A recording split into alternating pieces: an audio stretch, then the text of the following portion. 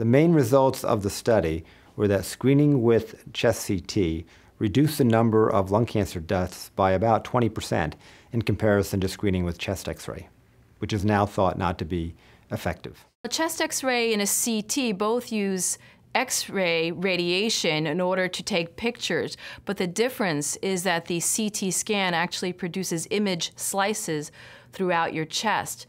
And so it allows us to view very small details that we would not be able to identify on a chest X-ray. So for example, a very early stage lung cancer is something we can pick up on CT, but we can't do that with a chest X-ray. There's two major benefits here. I think there's one that can result from the CT screening itself, and that is the reduction in the number of lung cancer deaths.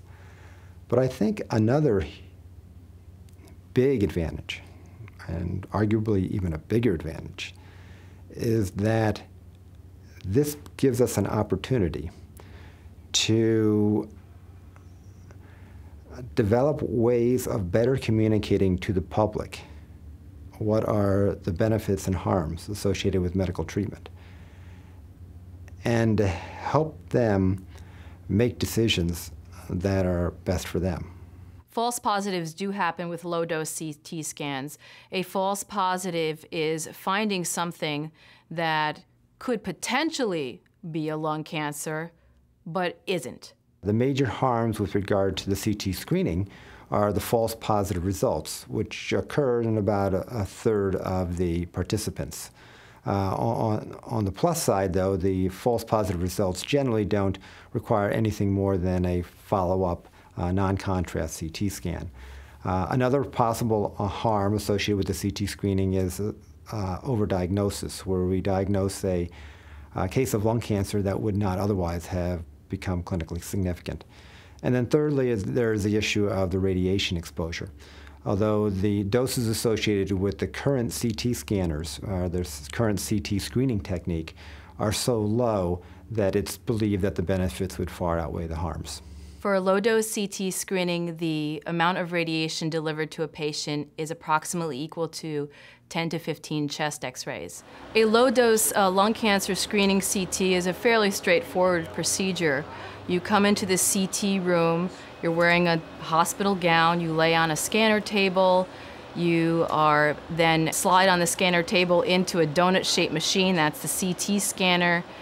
This does not involve any needles, any injection of material.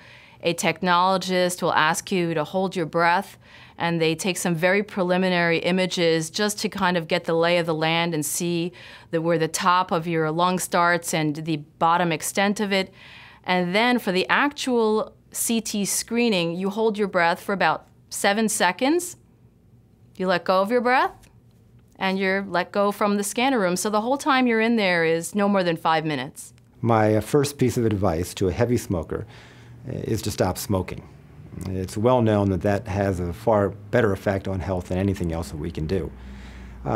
Secondly, as far as CT screening, heavy smokers should discuss options with his or her provider or ask questions from the Dartmouth-Hitchcock Medical Center. Other hospitals and academic centers have been starting some lung cancer CT screening programs already, but at Dartmouth-Hitchcock, our goal is to do screening right.